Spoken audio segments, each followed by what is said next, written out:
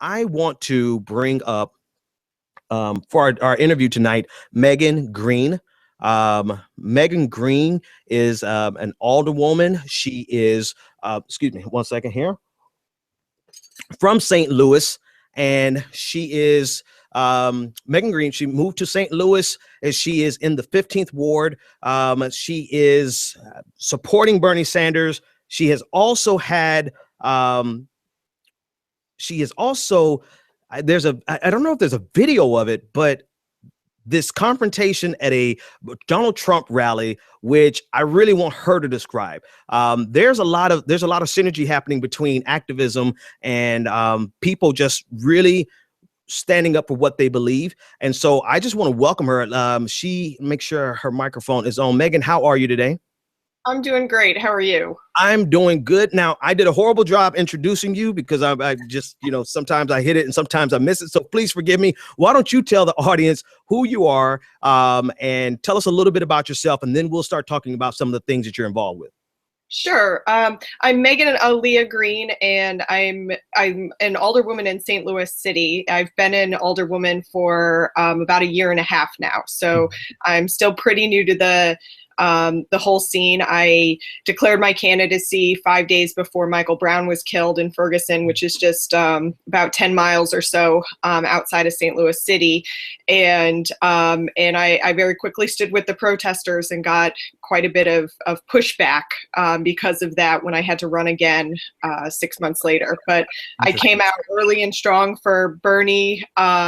We formed an organization in St. Louis called St. Louis for Bernie that ended up with a couple of thousand members and really was able to mobilize a pretty strong force for here in Missouri. Awesome. It's interesting that you brought up the Michael Brown because that was going to be the next thing I wanted to ask you. Tell me about the pushback that you got from your solidarity with the Black Lives Matter movement, particularly around Michael Brown. Right. So like I said, I declared my candidacy and, 5 days later, Michael Brown was shot. So then in, that election, and it was a contentious election, we were talking a lot about, race issues, policing issues, but we were still, I think, as St. Louis and nationally, still trying to figure out what Michael Brown meant. It took a number of months for us to really come to terms with the level of militarization of the police, with the impact on protesters, on the criminalization of poverty through all of these tickets and fees and fines. And then a couple days after I was elected, we actually had an incident right outside the area that I represent where a young man, Von Derek Myers, was killed by an off-duty police officer doing private security. And then it became personal. The people in the area I represent took to the streets and started protesting, and we became really an epicenter for activism right within the city of St. Louis. And I got out there and I stood with the protesters, and on the night of the grand jury announcement, people in this area took to the streets, and we had a number of windows that were broken by mostly some teens in our business district. And because of that, in my next election, in the Democratic primary 5 months later, I had this, massive smear campaign against me. We were called outside agitators. We were, I was accused of making us less safe by allowing all of these people to come into our area and terrorize us with these protests. But what people didn't realize is that the people who are out protesting are the people who live in this area. And so by putting that narrative out there, they were actually criticizing the people who live here. Let me ask you a question about that, because you said something. The Democratic primary was who ran the smear campaign, right? Because when you say primary, you're making it wasn't another Democrat. It was. So here's the story. In my first election, it was a special election, and I had to run as an independent because the Democratic establishment chose their Democratic candidate, and I knew who that person was, and I knew it was not somebody who was going to serve our interests well. So I ended up running as an independent. I won as an independent, but since it was a special election, 5 months later, I then had to, I switched back to being a Democrat and had to run in the Democratic primary. And that's when, kind of the establishment saw really quickly that I sided with the protesters, that I, was becoming involved in the activist movement. And I think it was threatening to a lot of the political establishment here. So they had to find another more acceptable candidate to, run against me to kind of squelch this before it got anywhere. And I think that's interesting because it shines light on the conversations that we have here all the time about that just having the name Democrat by your name does not mean that you stand in solidarity on key issues. And if you ran into the situation where the establishment was running against you because of Black Lives Matter, then that shows you that this is the case, not only on a national level, but even on your local level, where they would use an issue that they benefit from getting the Black vote, they'll use it against you just for political expediency. I think that's something that's very revealing. I wanted to ask you then about your activism as it pertains to the Donald Trump rally. You were arrested. So you're a politician and you're an activist. We'll talk about that tension in a minute, because I kind of have a suspicion that it's very difficult to be both. But we'll talk about that in a second. Tell me about your protest with Donald Trump and getting arrested there. So we got a couple days notice that Donald Trump was coming to St. Louis, and I've worked over the last 2 years with the Anti-Racist Collaborative. It's a group of kind of white folks who are doing white folks work in terms of anti-racism work. And we were approached by a number of people of color, African Americans, some Muslims, and some Latinos who wanted to go in and protest.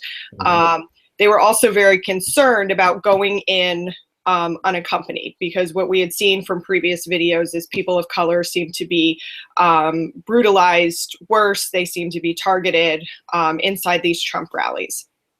So there ended up being a group of over 30 of us who went into the Trump rally together. And basically the idea was to give the message of stop the hate.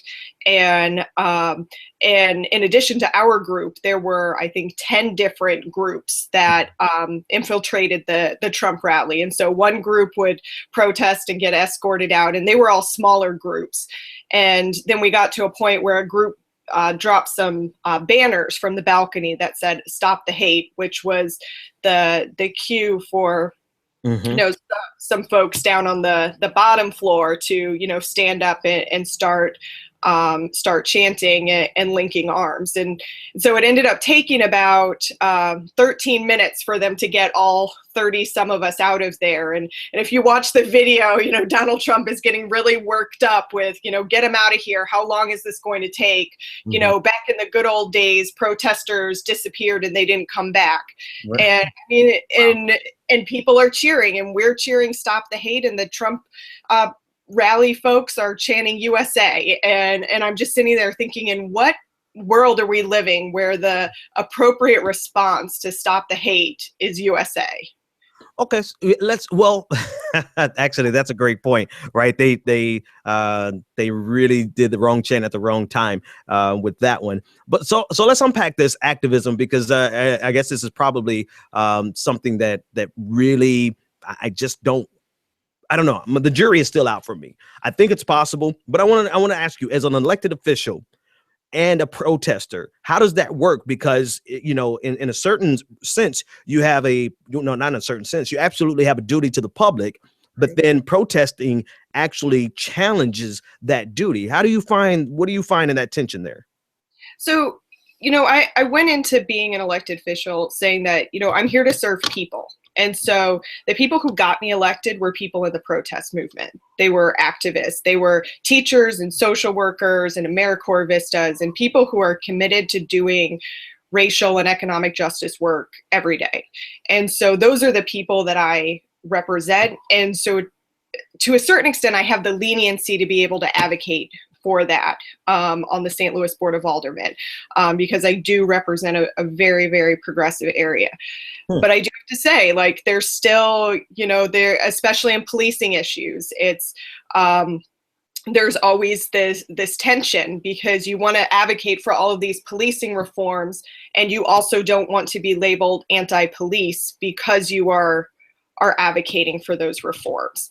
And so how do you say we need to change the way that we are policing our community without also having people who are not involved in this work see you as somebody who is not supportive of law enforcement and is anti, police? Do you find you spend more time trying to dispel this false dichotomy that police reform is anti-police?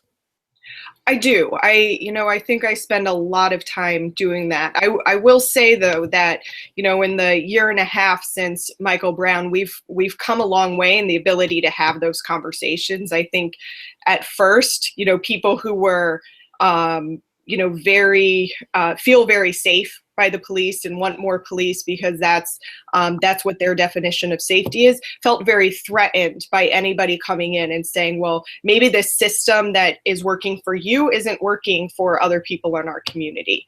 But I think we've gotten to a point where we're starting to have better conversations about what public safety actually looks like, and that it's not all policing, it's not all government surveillance, that there's a lot of components to public safety, not the least of which is actually investing in people through substance abuse treatment and mental health treatment, and things that we often cut in order to fund more more camera systems and more things like that.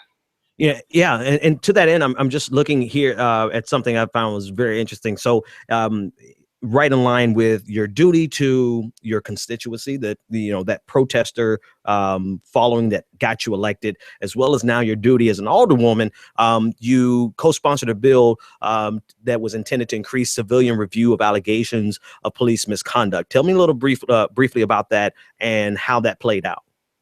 So it was a pretty historical moment for the city of St. Louis. The city had been working to pass the Civilian Oversight Board for almost 20 years. And in the early 2000s, they had actually passed a Civilian Oversight Board, but it was vetoed by the mayor at the time. And fortunately or unfortunately, after Ferguson, there was a new attention to it, and there was actually the political will there finally, among both the community, the alder people, and the mayor's office to get this passed. Now, it's not the strongest bill. It doesn't have subpoena power in it. It does its investigations alongside internal affairs instead of being a completely separate organization. But I think it's a starting point, and if it doesn't work when it gets up and going in about a month and a half, then we can go back and appeal to the voters and say, we need to vote on subpoena power. We need to vote to give this more power. So how was that received by your two constituencies, right? You have the police that you're part of the city construct. You have a duty to you have a role to play in policing and the relationship maintaining with the police.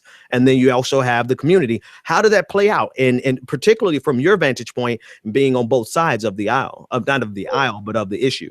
So it was actually really interesting. The discussion on the Civilian Oversight Board was happening during that same time that I was running for re-election, 5 months later. And so the Police Officers Association put a good deal of money into my opponent's campaign, and they ran a very, very pro-police campaign. I mean, there was the candidate with police officers on every single mailing, and trying to label me as that person who was anti-police. But luckily, we have a very engaged and informed Ward here who really didn't buy into that. Yeah, and so you survived that re-election, and this bill that you co-sponsored is actually now sounds like it's going to be rolled out in the next month or so. Yes, so we've been building up to it. We had to go through the process of actually selecting the people who would be on the Civilian Review Board. We've done that. They've been going through their Citizens Academy training right now, which is training in like basic law enforcement. And And I think it's the end of April when they'll actually be done with all of their training and have staff in place, and will start to review complaints. Awesome. Awesome. Listen, I want to thank you for coming on and spending time with us to discuss this, because it's a new conversation for me, particularly. Actually, I just mentioned it on air on Thursday. So I think it's kind of serendipitous that you are both a politician as well as an activist, and you are existing in that nexus, for lack of a better word, between having to serve actually, you have three groups of people that you serve. You have the community that you serve, you have the police that you serve, and then you also have to serve that that activist spirit inside of you. So thanks for coming on and discussing this, because it actually has shaped my a lot of thinking and some questions that I want to ask other people who are both politicians and activists. I want you to get the last word and then tell everyone how they can reach out to you and where they can find you. Okay, great. Well, just thank you for having me on. I think as we talk about politicians and activists, I look at Bernie Sanders very much as a politician and an activist. I mean, he's walked the picket lines. He's, been arrested protesting, segregation. And those are the people that we need in office, the ones that are okay not playing it safe, because for me, and I think for Bernie, what matters most is us, being out there to push the envelope. And if we're not pushing the envelope, then why are we in office? And we need more people who are willing to do that. So, I consider a mission as long as I'll serve as long as people keep electing me. But it's also not, I will be an activist whether I'm elected or not. So you can get in contact with me both on Facebook and through Twitter. It's Megan Aaliyah Green, and Aaliyah is ELLYIA, and the Twitter handle is at Megan Aaliyah, which is MEGANELLYIA. So thank you. My pleasure. Thank you for joining us, ladies and gentlemen. That's Megan Aaliyah Green. I asked you a question. Would you? That is not what I wanted to play. I wanted to play this for you right here. It's coming up. But listen, thanks so much for joining us. It's been a phenomenal conversation. And folks, go check her out on Twitter. And we'll love to have you back again sometime soon.